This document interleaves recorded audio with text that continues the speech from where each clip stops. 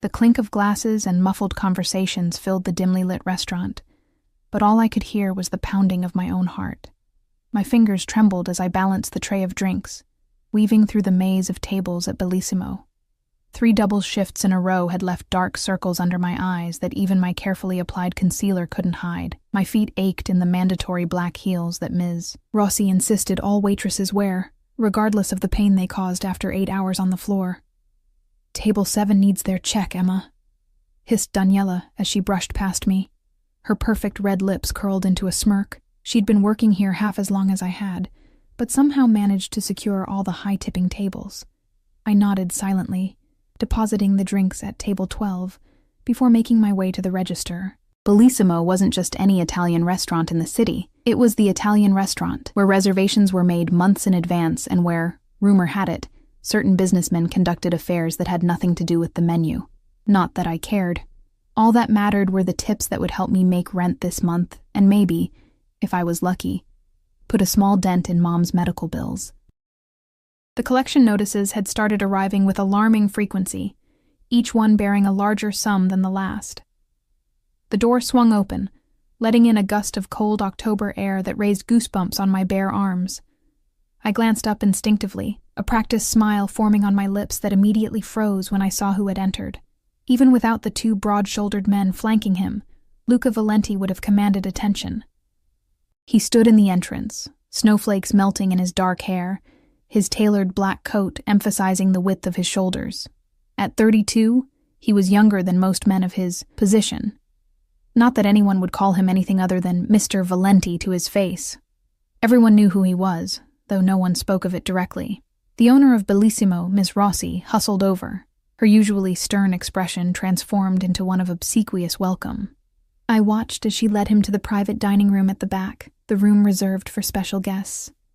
I exhaled slowly, only then realizing I'd been holding my breath. The man's presence always seemed to suck all the oxygen from the room. "Emma," Ms. Rossi was suddenly in front of me, her eyes gleaming with an intensity that made my stomach knot. "You'll be serving Mr. Valenti and his associates tonight." "What? But I've never—" The protest died on my lips as her fingers dug into my arm. "Daniela called in sick. You're the only one with enough experience." Her voice dropped to a harsh whisper. "Don't screw this up." My throat tightened as I nodded, forcing myself to breathe evenly. In the 2 years I'd worked at Bellissimo, I'd managed to avoid the private room. The stories I'd heard from other waitresses, of propositions, of wandering hands, of conversations that cut off abruptly when they entered, had been enough to keep me grateful for my tables in the main dining room. I smoothed down my black dress, checking my reflection in the polished surface of a serving tray. My dark blonde hair was still neatly pinned back, my makeup still intact despite the long shift. I looked presentable, if exhausted. The private dining room was separated from the main restaurant by a heavy oak door. I knocked softly before entering, my eyes downcast as I'd been instructed. "Good evening, gentlemen. I'm Emma, and I'll be your server tonight." I kept my voice steady, professional, despite the way my heart hammered against my ribs. 4 men sat around the large round table, but it was Luca Valenti who drew my gaze like a magnet. Up close, his presence was even more overwhelming. His eyes, a shade of amber so dark they appeared almost black in the low lighting, flicked briefly over me before returning to the man speaking across from him. "The Bordeaux 2010, he said, his voice a low, smooth rumble that sent an involuntary shiver down my spine. He hadn't bothered looking at the wine list I'd placed on the table. I nodded, turning to leave when another man at the table, older, with silver at his temples and a heavy gold watch glinting on his wrist, reached out and caught my hand. "What's the rush, Bella?" His fingers were cold against my skin, his grip just tight enough to be uncomfortable. "Why don't you join us for a moment?" I kept my eyes fixed on a point just past his shoulder, my pulse racing. "I need to get your wine, sir. Carlo." Valenti's voice was quiet but carried a note of warning that made the older man's smile falter. "Let her go." Carlo released my hand with obvious reluctance, and I retreated, careful not to move too quickly, not to show how badly I wanted to flee. The kitchen was a blessed chaos of steam and shouted orders, so different from the charged tension of the private room. I leaned against the cool wall for a moment, collecting myself. First time serving them, Marco, the bartender, appeared beside me with the wine I'd ordered. His face was sympathetic. "Just keep your head down and your ears closed, kid. That's how you survive a night with Valenti's crew." I nodded, taking the wine with hands that had finally stopped shaking. "Thanks." The evening progressed in a blur of courses and careful movements. I developed a rhythm. Enter silently, serve efficiently, leave promptly. The men largely ignored me after that initial interaction, deep in conversation that would abruptly halt whenever I approached. I became adept at announcing my presence with a subtle clearing of my throat, giving them time to pivot to casual topics. It was during the dessert course that everything changed. I was returning from the kitchen with a tray of espresso when I heard raised voices from inside the private room. I paused outside the door, hesitating. The voices grew louder, and I caught fragments of conversation that made my blood run cold. "Tomorrow night at the warehouse. Valenti won't see it coming. Russo's men are already in position." I stood frozen, the tray trembling slightly in my hands. I should walk away, should pretend I'd heard nothing. That's what Marco would advise. That's what any sane person would do. Instead, I found myself pushing open the door with my hip, entering the room as if I hadn't just overheard a plan to betray the most dangerous man in the city. The conversation cut off instantly. 4 pairs of eyes turned to me, but I only registered Valenti's gaze, sharp, assessing, as if he could see right through me to the knowledge I now carried. I set down the espressos with mechanical precision, my movements on autopilot while my mind raced. One of these men, perhaps all of them except Valenti himself, was planning something for tomorrow night, something Valenti wouldn't see coming. As I placed the last cup in front of Carlo, he grabbed my wrist again, harder this time. "You look pale, Bella. Heard something interesting outside?" My mouth went dry. "No, sir. Just tired from a long shift." His fingers tightened painfully. "I don't believe you." "Carlo." Valenti's voice cut through the tension like a blade. "Business is concluded for tonight." It wasn't a suggestion. Carlo released me, but his eyes promised retribution. I stepped back, bumping into Valenti, who had risen from his chair. The contact sent a jolt through me. He radiated heat like a furnace, the expensive fabric of his suit brushing against my arm. "I'll escort myself out," he said to the table at large, his tone pleasant, but his eyes cold. "Gentlemen?" The other men nodded, a current of something unspoken passing between them. Valenti turned to me, and for one terrifying moment, I thought he might say something about what I'd overheard. Instead, he simply placed several large bills on the table, far more than the meal had cost, and walked out. I finished clearing the table in a daze, hyper-aware of the 3 remaining men watching my every move. When I finally escaped to the kitchen, my hands were shaking so badly I had to set down the tray before I dropped it. "You okay?" Marco asked, eyeing me with concern. I nodded automatically. "Fine, just ready for my shift to end." The rest of the night passed in a blur. The 3 men left eventually, Carlo's gaze lingering on me with naked hostility as he departed. By the time I finished my side work, it was nearly midnight. The restaurant had emptied, with only Ms. Rossi counting the register, and Marco wiping down the bar. "Good job tonight, Emma," Ms. Rossi said, surprising me with the rare praise. Mr. Valenti left a generous tip. "You've earned your share." She handed me an envelope thick with cash. I should have felt elated. This would cover at least 2 of Mom's medical bills. But all I felt was numb. "Thank you," I murmured, tucking the envelope into my purse. "See you tomorrow." The night air was bitter cold as I stepped outside, pulling my thin jacket tighter around me. The street was deserted, pools of yellow lamplight illuminating patches of sidewalk between long stretches of shadow. My apartment was 15 blocks away, a walk I made every night, too broke to justify the bus fare when I had 2 working legs. I'd gone barely half a block when the sleek black car pulled up beside me. My heart leaped into my throat as the back window rolled down, revealing Luca Valenti's face, his expression unreadable in the darkness. "Get in," he said, his voice leaving no room for refusal. Every instinct screamed at me to run, but where would I go? If half the stories about this man were true, There wasn't a place in the city where I could hide. With leaden limbs, I opened the car door and slid into the back seat beside him. The interior smelled of expensive leather, and his cologne, something subtle and woodsy that I'd caught hints of all evening. The driver, a stone-faced man with a neck like a bull, pulled smoothly away from the curb. "You heard something tonight." It wasn't a question. I stared at my hands, clasped tightly in my lap. Denial would be pointless. He'd seen the truth on my face the moment I entered that room with the espressos. "Yes," I whispered. "Tell me." I swallowed hard. They mentioned something about tomorrow night, at a warehouse. They said you wouldn't see it coming." I forced myself to look up, to meet his gaze directly. "I think they're planning to betray you." His expression didn't change, but something flickered in those dark amber eyes. Surprise, perhaps, that I'd spoken so plainly. "Names," he demanded quietly. "They didn't use any. But it was after you left, the 3 who remained." I broke off, fear finally closing my throat. What was I doing? These men would kill me for what I was saying. As if reading my thoughts, Valenti leaned slightly closer. "No harm will come to you for telling me the truth, Emma." The sound of my name on his lips sent an involuntary shiver through me.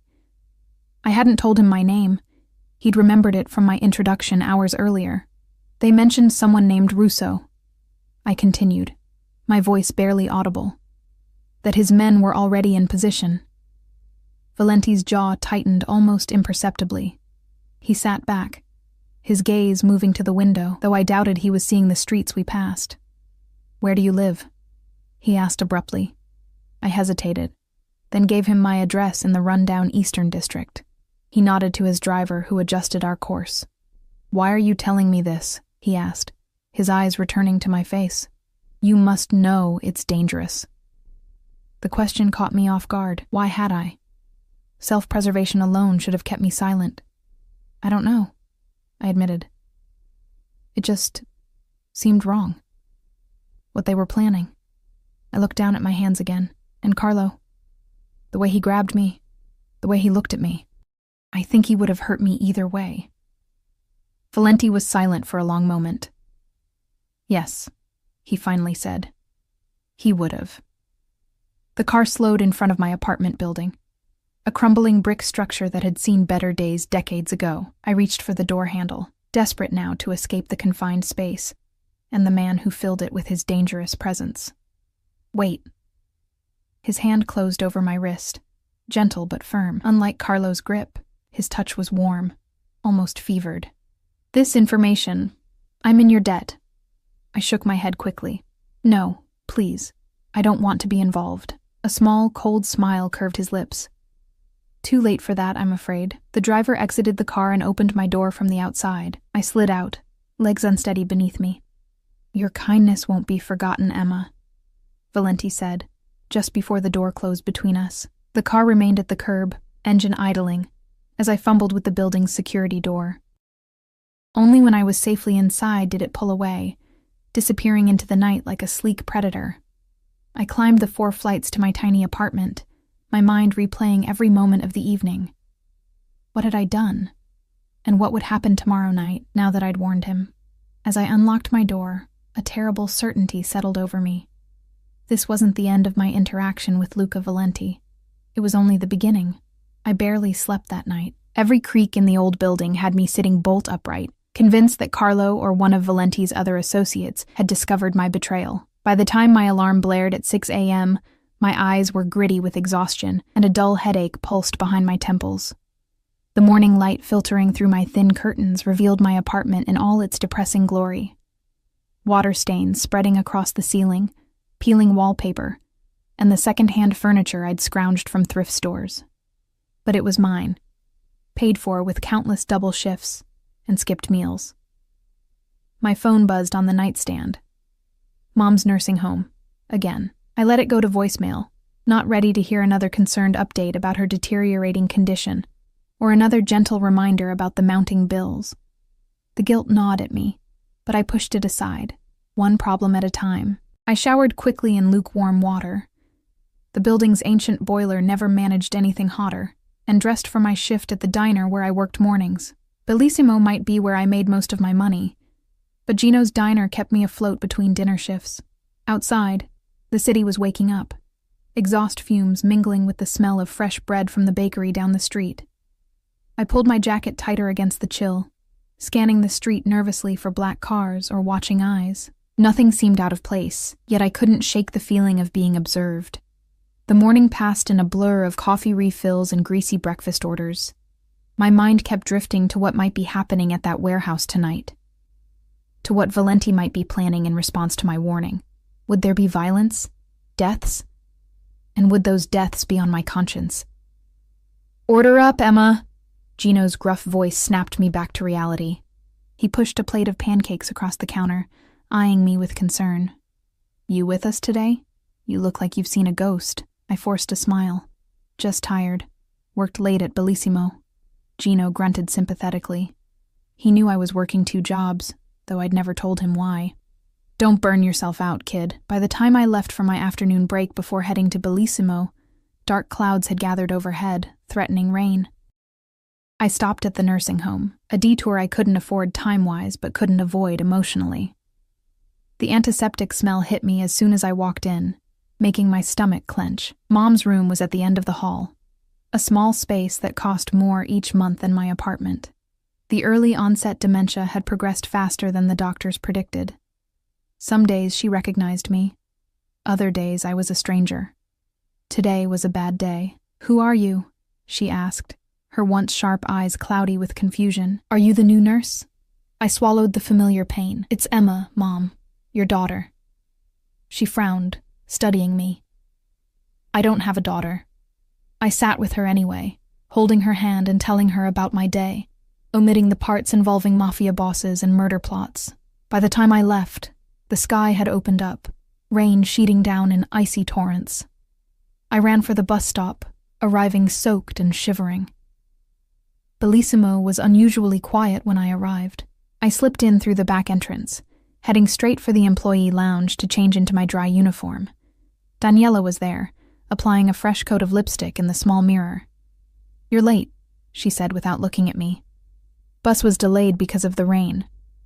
I peeled off my wet jacket, reaching for my locker. She snapped her compact shut. "Ms. Rossi wants to see you, in her office." My stomach dropped.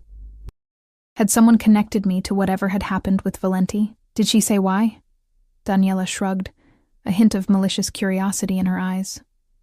No. But she didn't look happy. Ms. Rossi's office was a small room off the kitchen, meticulously organized and intimidatingly austere. She sat behind her desk, her expression inscrutable as I entered. "Emma, close the door." I obeyed, my pulse racing. "Is something wrong, Ms. Rossi? Mr. Valenti called this afternoon." She watched me carefully, noting my involuntary flinch at his name. "He requested you specifically as his server tonight." Relief washed over me, quickly followed by a new wave of dread. Me? But I thought, isn't Daniela handling the private room? Ms. Rossi's eyes narrowed. "Apparently Mr. Valenti was impressed with your service last night. This is an honor, Emma. One that could be very profitable for both you and the restaurant." Her tone made it clear that refusal wasn't an option. "He's reserved the room for 8 p.m. Just him, no other guests. Make sure you're prepared. Just him." The words echoed in my head as I left her office. What did that mean? Was this about my warning? Or something worse? The hours crawled by. I moved through my regular tables in the main dining room mechanically, spilling a glass of water at table 9 and forgetting a dessert order at table 4. By 7:30, my nerves were so frayed that Marco pulled me aside. "What's going on with you?" he asked, his voice low. "You look like you're about to jump out of your skin." I shook my head. "Nothing. Just not feeling well." He didn't believe me. I could tell by the way his eyes lingered on my face, but he didn't press. "Take a break. Get some air. You've got half an hour before the private room." The alley behind the restaurant was quiet, the rain having reduced to a fine mist. I leaned against the brick wall, closing my eyes and taking deep breaths of the damp, cool air.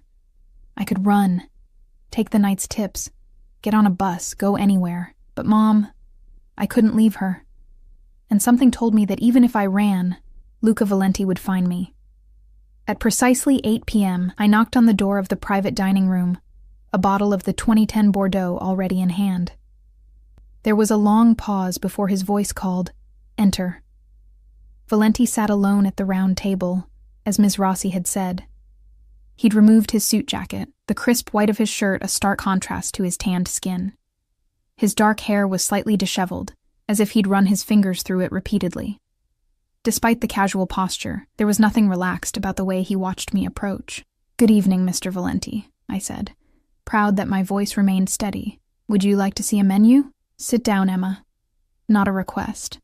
I hesitated, then slowly lowered myself into the chair across from him, setting the wine on the table between us. "Have you eaten?" he asked, the question so unexpected that I blinked in confusion. No, I haven't had time." He pushed a leather-bound menu toward me. "Order something for yourself, and open the wine." My hands trembled slightly as I uncorked the Bordeaux, pouring a measure into his glass, and then, at his gesture, into a second glass for myself. I set the menu aside without opening it. My appetite had vanished the moment I'd entered the room. "What happened?" I asked, the question escaping before I could stop it. "With what I told you." His eyes met mine, unreadable and dark. "You're very direct for someone in your position. I can't eat or drink with you if I'm wondering if men are dying because of what I said," I replied, surprised by my own boldness. A hint of something, amusement perhaps, flickered across his features. "No one has died, yet." He took a sip of his wine. "Thanks to you." Relief washed through me, leaving me lightheaded. "So you stopped it?" "Whatever they were planning. I changed my plans," he corrected. "The meeting at the warehouse has been postponed." I nodded, taking a small sip of the wine to steady myself. It was richer than anything I'd ever tasted, complex flavors lingering on my tongue. "Why did you warn me?" Valenti asked, echoing his question from the night before. "The truth this time." I set down my glass carefully. "I told you the truth. What they were planning seemed wrong. You don't know me. You don't know what kind of man I am or what I've done." His voice remained conversational, but there was an edge to it now. "For all you know, I deserved whatever they had planned." I met his gaze, surprising myself again with my candor. "Maybe, but Carlo scared me more than you did." Valenti laughed, the sound low and unexpected. "A questionable character assessment, but I'll take it." He leaned forward slightly. "You've placed yourself in a difficult position, Emma. Carlo suspects you overheard something. He wanted to handle it his way." A chill ran through me at the implication. "And what's your way?" "I protect those who are loyal to me." His eyes held mine, intense and unblinking. "Last night, you chose a side. Whether you meant to or not, the realization of what he was saying sank in slowly. I'd become entangled in something much larger than a single overheard conversation. I'd become a liability to Carlo and the others, and an asset to Valenti. I didn't choose anything," I protested weakly. "I just reacted." Nevertheless, he reached into his pocket and withdrew a small card, sliding it across the table to me. A phone number was embossed on its surface, nothing else. "If you notice anything unusual, anyone watching you, anyone approaching you, call this number, immediately." I stared at the card, not touching it. "Is that likely to happen?" "Carlo is not a man who forgives easily. Until I resolve this situation, yes, it's a possibility." His tone was matter-of-fact, as if discussing the weather rather than potential threats to my life. "And how long will that take?" "Resolving the situation?" I couldn't keep the tremor from my voice now. "Not long." The coldness that crept into his expression made me shiver. "In the meantime, I'll have someone watching your apartment. And I'd prefer if you limited your movements to work and home." Anger flared suddenly through my fear. "You can't just control my life like that. I have responsibilities. My mother—" "Your mother in the Meadowbrook nursing home," he interrupted. "Room 418, early onset dementia. 3 months behind on payments." The blood drained from my face. "How do you—" "I make it my business to know who I'm dealing with." He picked up his wine glass again, studying the deep red liquid. "Your mother's bills have been taken care of. For the next 6 months. I gaped at him, unable to process what he'd just said. Why would you do that? Considerate payment for the information you provided. His eyes met mine again. And incentive for your continued discretion. The implication was clear. My mother's care was now tied to my cooperation. It was both a generosity and a threat, wrapped in the same elegant package. I'm not for sale, I said quietly. Everyone has a price, Emma, he replied, not unkindly. Yours just happens to be more honorable than most. Before I could respond, there was a knock at the door. Valenti straightened, his expression closing off. That will be my driver. I have business to attend to. I rose shakily from my chair, the untouched wine swimming in my glass.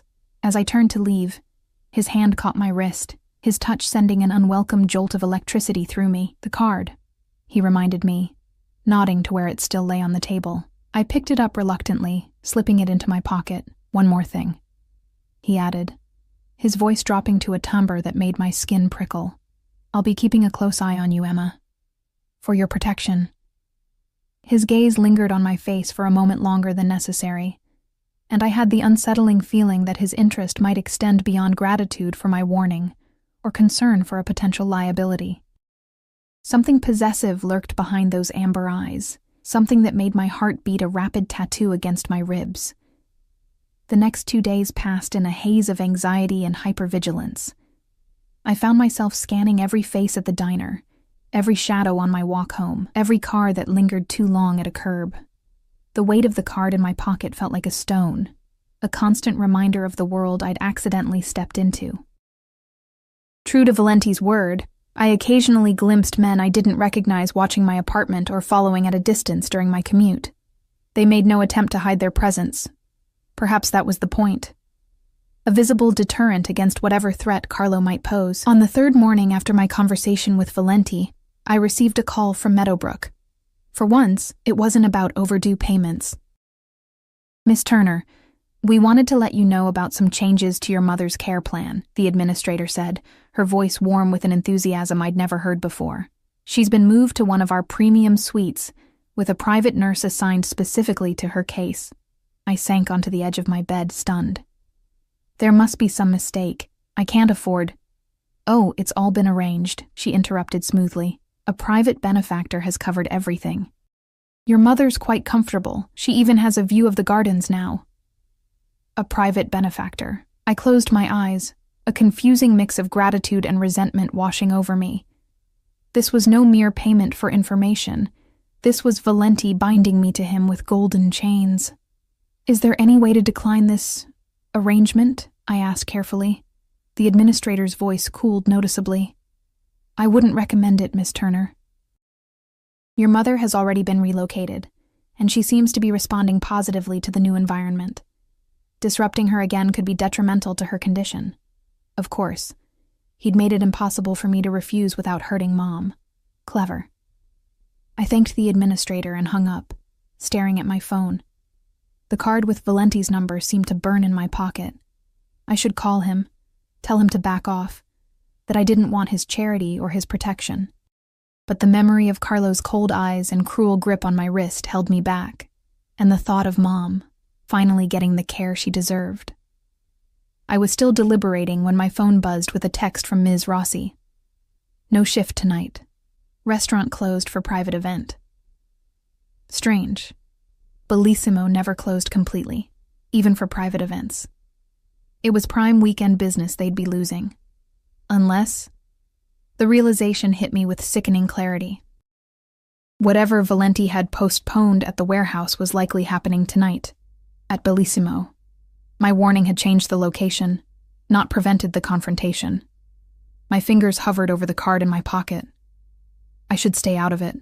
I'd done more than enough already. Instead, I found myself at Bellissimo that evening, approaching from the alley that ran behind the kitchen. The restaurant's windows were dark, curtains drawn, but I could see the glow of light around the edges. The service entrance was unlocked, unusual and unsettling. The kitchen was deserted, pots and pans still hanging in their places, but cold and silent. No Marco preparing drinks, no line cooks shouting orders. The quiet raised the hair on my arms. I moved cautiously toward the swinging door that led to the dining room, driven by a curiosity I couldn't rationalize. Pushing it open a crack, I peered through. The main dining room had been cleared, tables pushed against walls. In the center stood Luca Valenti, surrounded by 4 men I recognized as his closest guards. Across from him were Carlo and the other 2 men from that first night, plus a 4th. Older, with silver hair, and the kind of face that might have been handsome once, before time and cruelty had carved deep lines into it. Russo, I realized. It had to be. They were talking, voices too low for me to hear from my position. Valenti's posture was relaxed, almost casual, but his men remained tense, hands never straying far from the weapons I knew they carried beneath their jackets. I should leave. Now. This was exactly the kind of situation Valenti had warned me to avoid. But as I began to back away, the kitchen door behind me creaked. I froze, my heart leaping into my throat. Well, what do we have here? I turned slowly to find a man I didn't recognize blocking the exit. A thin smile playing on his lips, one of Russo's, based on the way he looked at me, like I was a pleasant surprise rather than an intruder. I was just leaving, I said, my voice steady despite my racing pulse. I forgot something from my locker. I don't think so, Bella. He grabbed my arm, his fingers digging painfully into my flesh. Boss will want to know about this. He dragged me toward the dining room, ignoring my struggles. As we burst through the door, all conversation ceased. 8 pairs of eyes turned toward us, expressions ranging from surprise to calculated interest. Valenti's face betrayed nothing, but I caught the slight tightening of his jaw as he took in the scene. Found this one spying from the kitchen, my captor announced, shoving me forward. I stumbled, catching myself before I fell. The waitress. Russo's voice was smooth, cultured, at odds with the coldness in his eyes. How interesting. Carlo's gaze bored into me, his mouth twisting in a triumphant smirk. I told you she was trouble, Luca. Heard things she shouldn't have. Valenti stepped forward, positioning himself subtly between me and the others. She works here. Perhaps she simply came to collect something. On a night when the restaurant is closed? Russo raised a skeptical eyebrow. A night when you and I are finally meeting after so many misunderstandings? I found my voice, directing my words to Valenti. I'm sorry. I didn't know. I just needed to get something from my locker. The lie sounded weak even to my own ears. Search her, Russo ordered. One of his men moved forward, but Valenti's hand shot out, gripping the man's wrist with such force that he winced. No one touches her. The words were soft, but carried undeniable menace. Russo's eyes narrowed, darting between Valenti and me with new interest. The girl means something to you. It wasn't a question. The girl works for me, Valenti replied evenly, and I protect what's mine. The possessive declaration sent a shiver down my spine, equal parts fear and something else I didn't want to examine. How touching, Russo mocked. Luca Valenti, defender of waitresses. He turned to Carlo. You said she overheard your conversation the other night? About our original plans? Carlo nodded, his eyes never leaving my face, and I bet she ran straight to Valenti with it. Why else would he have changed the meeting place? Russo sighed dramatically. So she's the reason we're having this delightful chat in a restaurant, rather than concluding our business more efficiently at the warehouse. He reached inside his jacket, producing a sleek black pistol. A problem easily solved. Everything happened at once. Russo raised the gun toward me. Valenti lunged forward, shoving me roughly behind him. The sound of more weapons being drawn filled the air as both sides prepared for violence. You touch her, and this city burns, Valenti said, his voice deadly quiet. Starting with you, Russo. The older man hesitated, surprised by the intensity of Valenti's reaction. Then he laughed, a cold sound devoid of humor. Over a waitress?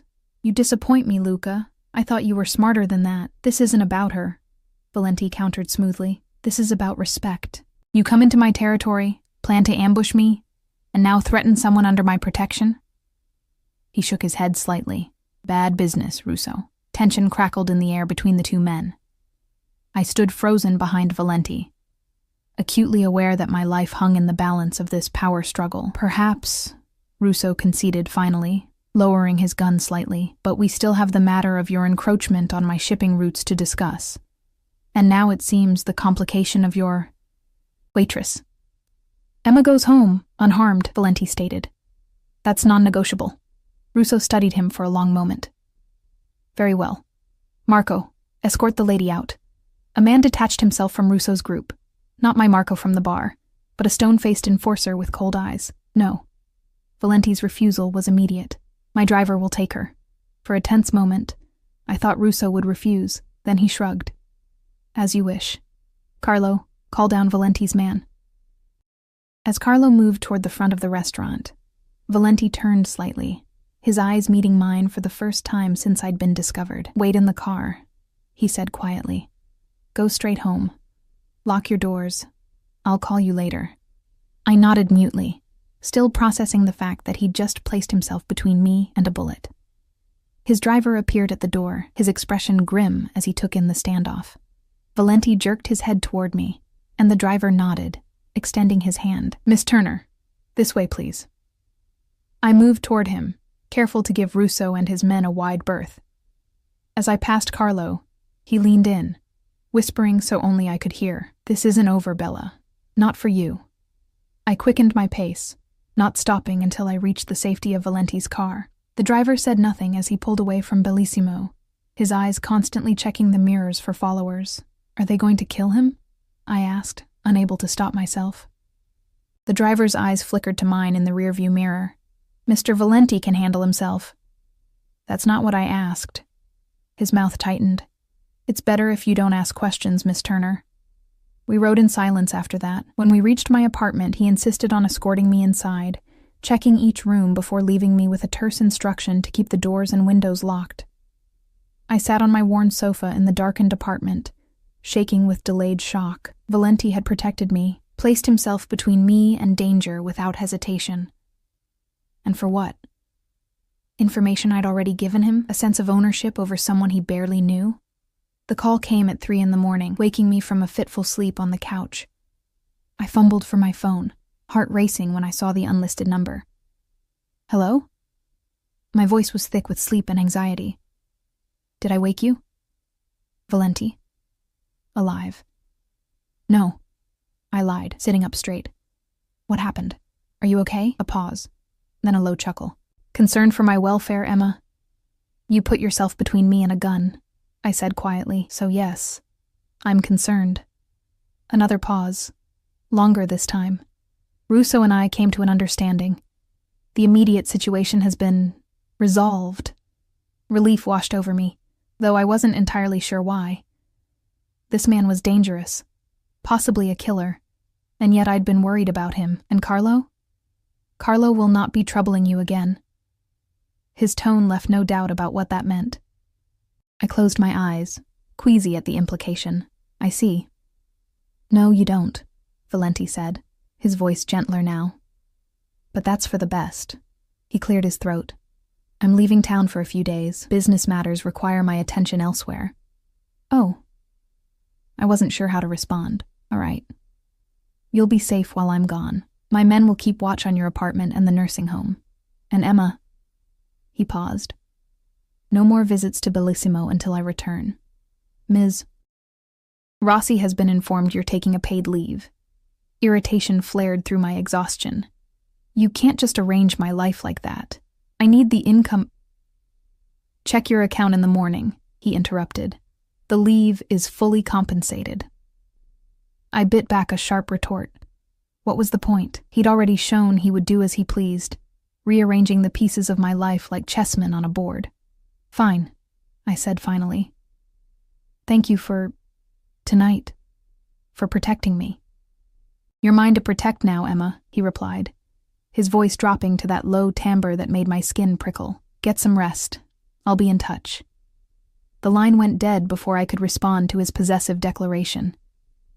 I stared at the phone, wondering how my life had changed so dramatically in just a few days. From anonymous waitress to... what? The protected property of Luca Valenti. The days of Valenti's absence stretched into a week, then nearly 2. True to his word, My bank account had been credited with more money than I would have made in a month at both jobs combined. The nursing home called twice more to update me on Mom's improved condition. She was responding well to the new medication that had previously been too expensive to consider. I should have been relieved.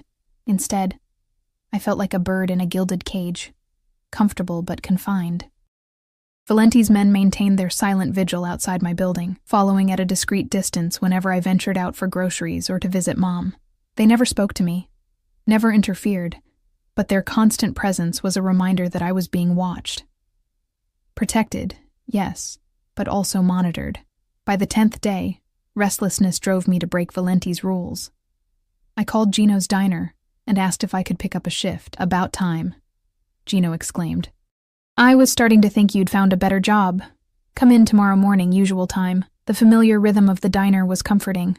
Pouring coffee, taking orders, the sizzle of bacon on the grill. For a few hours, I could almost pretend that my life hadn't been upended, that I wasn't caught in the orbit of a man who killed people who crossed him. I was refilling a customer's coffee when the bell above the door jangled. I glanced up automatically, the coffee pot nearly slipping from my fingers when I saw who had entered. Luca Valenti stood in the doorway of the Greasy Spoon diner, looking as out of place as a wolf in a henhouse. He wore no suit today, just dark jeans and a charcoal sweater that probably cost more than my monthly rent. But there was no disguising who and what he was. Power and danger radiated from him like heat. The diner fell silent as he surveyed the room, his amber eyes finding mine immediately. Without acknowledging the stares, he moved to an empty booth in my section and sat down. Gino appeared at my elbow, his expression torn between curiosity and concern. You know him? I nodded, not trusting myself to speak. Trouble? No, I managed. I'll handle it. My legs felt unsteady as I approached Valenti's booth. He watched my approach with those predator's eyes, taking in the cheap polyester uniform and the coffee stains on my apron. I thought I was clear about taking leave, he said by way of greeting. I set a mug in front of him and poured coffee with a hand that only trembled slightly. From Bellissimo. You said nothing about Gino's. A ghost of a smile touched his lips. A technicality. Why are you here? I kept my voice low, aware of the interested eyes watching our interaction. I returned to the city this morning. He took a sip of coffee, grimacing slightly at the bitter taste. Imagine my surprise when I learned you'd gone back to work against my explicit instructions. They weren't instructions. They were requests. The words came out braver than I felt. This time his smile was real, if fleeting. Is that what you tell yourself? I folded my arms across my chest. I'm not one of your employees, Mr. Valenti. You don't get to dictate how I live my life. And yet, he replied, his voice dangerously soft, here I am, doing exactly that. We stared at each other, locked in a silent battle of wills. It was madness to challenge him. I knew what he was capable of, had seen the cold calculation in his eyes when he'd faced down Russo. Yet something in me couldn't submit to this complete takeover of my existence. What do you want from me? I finally asked, the question that had been burning inside me for days. Valenti leaned back, studying me with unnerving intensity. Finish your shift. We'll talk after. It wasn't an answer, but I recognized the dismissal. I turned away, only to feel his fingers close gently around my wrist, stopping me. Emma. He rarely said my name, and each time it sent an unwelcome current through me. Don't make me wait too long. I pulled my arm free and retreated to the safety of the counter, my heart hammering in my chest. Gino shot me a concerned look, but said nothing as I grabbed the next order. For the next hour, I moved through the diner like a sleepwalker, hyper-aware of Valenti's presence in the corner booth. He nursed his coffee, occasionally checking his phone, but mostly watching me. What did he see when he looked at me? A useful pawn? A responsibility? Something else entirely? When my shift finally ended, he was waiting outside, leaning against a sleek black car. Different from the one I'd ridden in before, but no less imposing. His driver stood at attention nearby, scanning the street with practiced vigilance. Get in, Valenti said, opening the passenger door. This time I didn't hesitate. Whatever was happening between us needed resolution, and I wouldn't find it by running. The interior of the car smelled of new leather and his now familiar cologne. Valenti slid in beside me, closer than necessary in the spacious back seat. The driver took his place silently and pulled away from the curb. "You've been busy while I was gone," Valenti remarked, his eyes on my profile. "Not really. Your men hardly let me out of their sight, for your protection." "Is that what it is?" I turned to face him. "Or is it to make sure I don't run?" His expression remained impassive. "Would you? Run?" I looked away, out the tinted window at the passing city. "Where would I go? My mother is here, and you'd find me anyway." "Yes," he agreed simply. "I would." The car turned onto a tree-lined street in the exclusive north side of the city, far from my rundown neighborhood. Elegant townhouses gave way to even more elegant mansions set back from the road behind wrought iron gates. "Where are we going?" I asked, a flutter of anxiety rising in my chest. "My home." He said it casually, as if it were the most natural thing in the world to bring me to his private residence. The car slowed before an imposing limestone mansion with meticulously manicured grounds. The gate swung open automatically, and we proceeded up a curved driveway to the front entrance. Unlike the other homes we'd passed, there were no ostentatious fountains or statues, just clean lines and understated elegance. "Why?" I asked as the car stopped. Valenti's eyes met mine. "Because what I have to say to you requires privacy." The driver opened my door, and I stepped out, momentarily disoriented by the sudden shift from my world to this one. Valenti's hand settled lightly at the small of my back, guiding me up the steps to the massive front door, which opened before we reached it. A slender woman in her 60s, with silver hair pulled back in a neat bun, greeted us with a warm smile that transformed her stern features. "Welcome home, Mr. Valenti." "Thank you, Mrs. Abelli. This is Emma Turner. She'll be joining me for lunch." The housekeeper's gaze swept over me, taking in my diner uniform and messy ponytail without a hint of judgment. "Of course. I'll serve in the solarium in 20 minutes. "Emma might wish to freshen up first," Valenti suggested. Mrs. Abelli nodded. "I'll show her to the guest suite." I followed the housekeeper up a sweeping staircase, through corridors adorned with understated but clearly valuable artwork, to a suite that was larger than my entire apartment. Soft cream walls, a king-sized bed with crisp linens, and floor-to-ceiling windows overlooking an expansive garden. "The bathroom is through there," Mrs. Abelli said, indicating a door to the left. "You'll find everything you need, Mr. Valenti will be waiting in the solarium when you're ready. Down the main staircase, first door on the right." Before I could form a response, she was gone, closing the door softly behind her. I stood frozen in the middle of the luxurious room, overwhelmed by the surreality of the situation. I should be terrified. I should be planning my escape. Instead, I found myself drawn to the bathroom, where I washed the smell of diner grease from my hands and face and attempted to smooth my hair into something more presentable.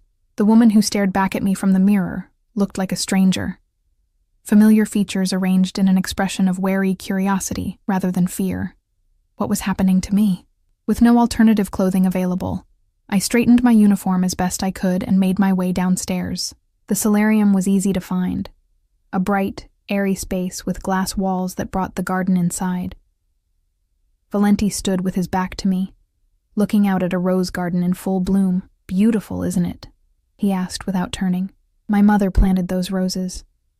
They're the only thing I've kept exactly as she left them." The unexpected glimpse into his personal history caught me off guard.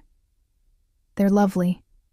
He turned then, gesturing to a table set for two by the window. "Please sit."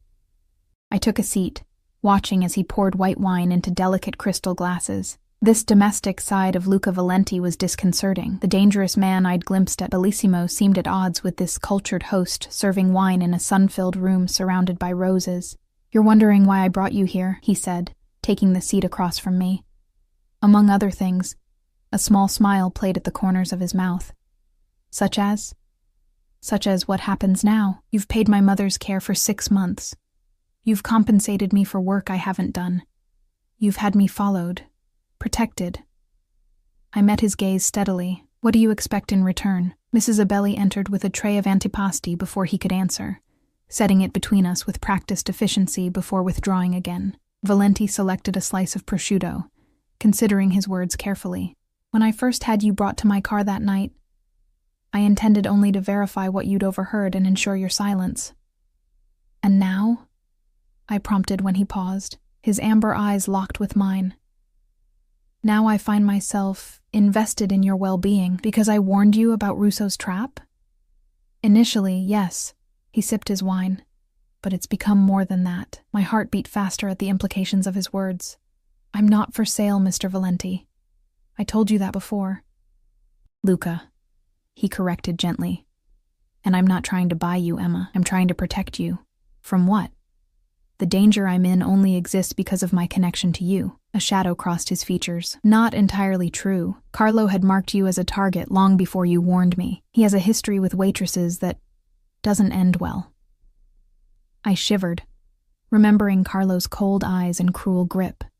So what now? You keep me as a permanently protected witness. I can't live like this forever, jumping at shadows, followed everywhere I go. No, he agreed, you can't. Mrs. Abelli returned with our main course, a delicate pasta with seafood that would have made my mouth water under normal circumstances. As it was, my appetite had vanished beneath the weight of anxiety. I have a proposition for you, Valenti Luca, said after the housekeeper had gone. I'm listening. He set down his fork, giving me his full attention. Come work for me, officially. I stared at him. Doing what exactly? I own several legitimate businesses that could use someone with your observational skills. His expression remained serious. You notice things others don't. You're intelligent, discreet when necessary, and not easily intimidated. All valuable qualities. You want me to spy for you, I translated flatly. I want to offer you a position with better pay, better hours, and better prospects than waiting tables. He leaned forward slightly. And yes, occasional insights about the people I do business with would be appreciated. I pushed my plate away, appetite completely gone now. And if I refuse? Then you return to your life, with my protection continuing as long as necessary. His voice was neutral, giving nothing away. Your mother's care remains secured either way. That was never conditional. The offer hung between us, tempting in its simplicity, a way out of the endless struggle to make ends meet, to provide for Mom, to build some kind of future. All it would cost was my independence, and possibly my conscience. I need time to think, I said finally. Luca nodded, as if he'd expected this answer. Of course. We finished the meal in relative silence, the tension between us shifting into something less adversarial, but no less intense. As Mrs. Abelli cleared away the dishes, Luca's phone buzzed. He glanced at it, a slight frown creasing his brow. Is something wrong? I asked, surprising myself with my concern. Nothing urgent, he replied, returning the phone to his pocket. My driver will take you home now. Take the weekend to consider my offer. As we rose from the table, he stepped closer than strictly necessary, his proximity sending that now familiar current through my veins. Up close, I could see the fine lines at the corners of his eyes, the shadow of stubble along his jaw, the tiny scar above his left eyebrow. Whatever you decide, he said softly, know that I will keep you safe, Emma. Whether you're mine or not. The possessive claim sent a shiver down my spine, not entirely from fear. Before I could respond, he brushed his fingers lightly against my cheek, a touch so brief I might have imagined it. My driver is waiting, he said, stepping back. I'll call you on Monday. The ride back to my apartment passed in a blur, my mind racing with the implications of Luca's offer and the undercurrent of something else that had passed between us. By the time the car stopped in front of my building, I'd made my decision. Block 5. Monday arrived with a clarity I hadn't felt in weeks. I'd spent the weekend weighing my options, visiting Mom, who recognized me this time and seemed genuinely happier in her new surroundings, and coming to terms with how dramatically my life had changed since that fateful night at Bellissimo. The call came precisely at noon, as if Luca had been watching the clock. Have you made your decision? He asked without preamble. Yes, I replied, equally direct. I'll accept your offer, but I have conditions. A pause, then a low chuckle. I should have expected nothing less. Name them. First, I want to know exactly what I'll be doing. No vague descriptions of observational skills. I need specifics. Fair enough. I own several high-end restaurants, a wine import business, and a real estate development company. You would start as my personal assistant, accompanying me to meetings and events. Your official role would be managing my schedule and correspondence, but your actual value would be in watching, listening, and reporting back your impressions of the people we deal with. I absorbed this, picturing myself in sleek offices and exclusive restaurants rather than serving in them. Second condition, I want my mother's care guaranteed regardless of how long I work for you. If it doesn't work out, if I leave, she stays where she is with the same level of care. Done, he said without hesitation. I've already arranged a trust for her care that extends well beyond 6 months. It's not conditional on your employment. The ready agreement surprised me, though perhaps it shouldn't have. Money clearly wasn't an object for him. Third, I continued, I want to maintain some independence. My own apartment, my own life outside of work hours. This time the pause was longer. I can agree to that, with caveats. Your current apartment isn't secure enough. I'll arrange for something safer in a better neighborhood. As for independence after hours, within reason, your safety remains my priority. It wasn't everything I wanted, but it was more than I'd expected him to concede. Last condition, I won't do anything illegal. I won't be involved in whatever other businesses you run. You'll be employed by Valenti Enterprises, which is entirely legitimate, he responded smoothly. What I do outside of that need not concern you. A convenient fiction, but one I could live with. Then we have a deal. Excellent. The satisfaction in his voice sent a small shiver down my spine. A car will pick you up tomorrow morning at 9. Pack whatever you wish to take with you to your new apartment. The rest can be moved later or replaced. Tomorrow? I hadn't expected things to move so quickly. Is that a problem? I glanced around my shabby apartment, at the water stains on the ceiling and the second-hand furniture. What was there to wait for? No. Tomorrow is fine. Good. Oh, and Emma? His voice dropped to that lower register that never failed to raise goosebumps on my arms. I'm pleased with your decision. The line went dead before I could respond. I stood in the middle of my apartment, phone in hand, wondering if I'd just made the best decision of my life, or the worst mistake. The next morning dawned bright and crisp, autumn sunlight filtering through my thin curtains as I packed the few possessions worth taking. Clothes that had seemed adequate for a waitress now looked shabby when I considered my new role. Books, some photos of Mom from before her illness, the small jewelry box that had belonged to my grandmother. These filled a single suitcase and 2 boxes. At precisely 9, my phone buzzed with a text, car waiting downstairs. I took one last look around the apartment that had been my home for 3 years. Despite its flaws, it had been mine. Paid for with my own hard work, no strings attached. The first place that had truly been my own after leaving home. I felt a pang of something like grief as I locked the door behind me. The car waiting at the curb wasn't the sleek black sedan I'd expected, but an elegant silver Mercedes with tinted windows. The driver, different from the one I'd met previously, opened the door for me with a respectful nod. Good morning, Miss Turner. Mr. Valenti sends his apologies that he couldn't come himself. He's tied up in meetings this morning, but will meet you at the new apartment later today. I settled into the plush leather seat, my small suitcase and boxes looking particularly pathetic in such luxurious surroundings. Where exactly are we going? Lakeside Towers, miss. The north building. My breath caught. Lakeside Towers was one of the most exclusive addresses in the city, a pair of gleaming glass and steel buildings overlooking the lake, with penthouses rumored to sell for 8 figures. Even the smallest units there would cost more than I'd make in a decade of waiting tables. The drive took us away from my familiar neighborhood, through downtown and into the pristine lakefront district. Immaculate streets lined with high-end boutiques and restaurants gave way to the soaring towers, which gleamed in the morning sun like beacons of wealth and privilege. The driver pulled into a private underground garage, where a uniformed doorman waited beside a private elevator. He greeted me by name, as if I were expected, which of course I was. Welcome to Lakeside Towers, Miss Turner. Mr. Valenti has arranged everything for your arrival. I'll show you to your apartment. The elevator required a key card, which the doorman provided. This is yours, he explained, handing me the slim piece of plastic. It gives you access to your floor, the garage, and the building amenities. The doors opened directly into a foyer, beyond which lay an apartment that momentarily stole my breath. Floor-to-ceiling windows showcased a panoramic view of the lake, its blue waters stretching to the horizon. The space was open and airy, with hardwood floors, sleek modern furniture, and art that, even to my untrained eye, looked original and expensive.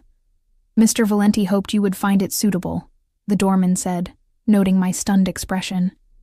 "The kitchen is fully stocked, and there's a welcome package on the counter with information about the building services.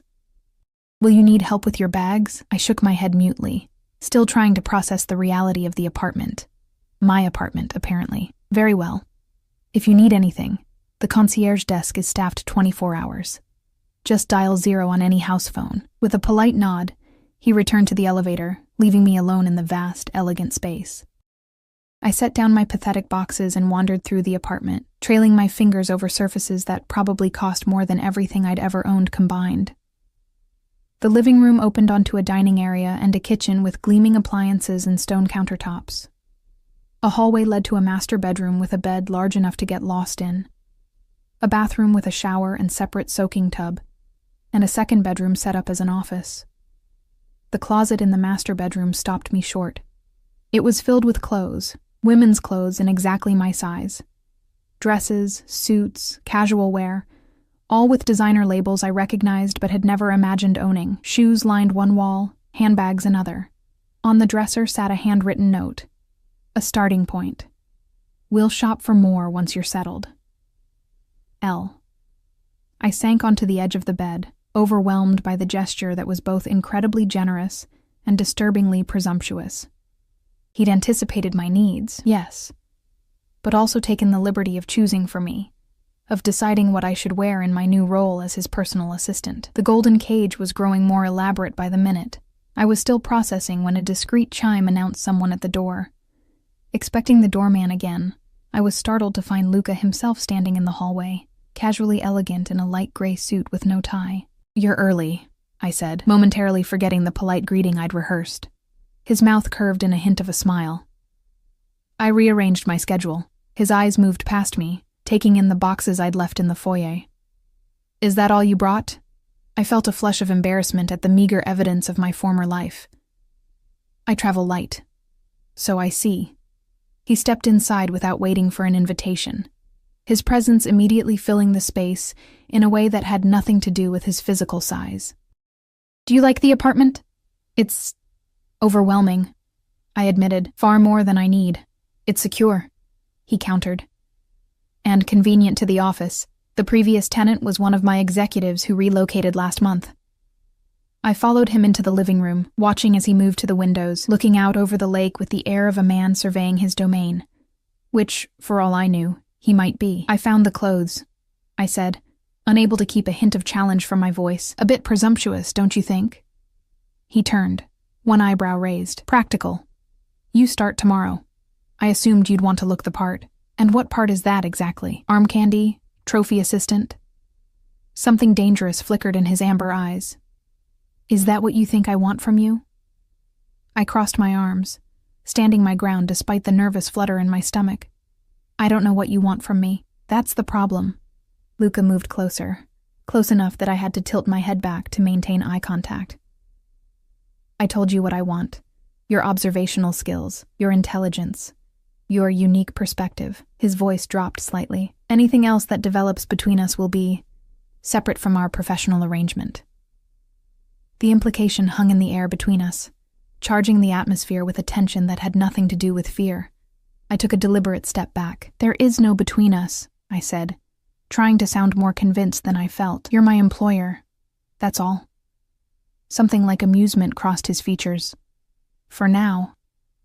Before I could form a retort, he moved toward the kitchen, effectively changing the subject. "You'll need to be ready at 7 tomorrow. We have breakfast with the zoning commissioner and then meetings at the office until lunch. After that, we'll visit the site for the new restaurant." I followed, grateful for the shift to business. "Should I be taking notes? Marina will email you the full schedule. She's been my assistant until now. She'll help with your transition for the first few weeks." He leaned against the counter, studying me with that intense gaze that seemed to see too much. "You look tired. Did you sleep last night?" The unexpected concern caught me off guard. "Not much," I admitted. "It's been a lot to process." He nodded, as if this was the answer he'd expected. "Take today to settle in. Rest. There's a car at your disposal in the garage. The doorman has the keys, but the building has everything you might need. Restaurant, spa, gym." "Thank you," I said, the words feeling inadequate for what he'd provided but necessary nonetheless. Luca straightened, checking his watch. "I have another meeting. I'll leave you to get comfortable." He moved toward the door but paused in the foyer. "One more thing."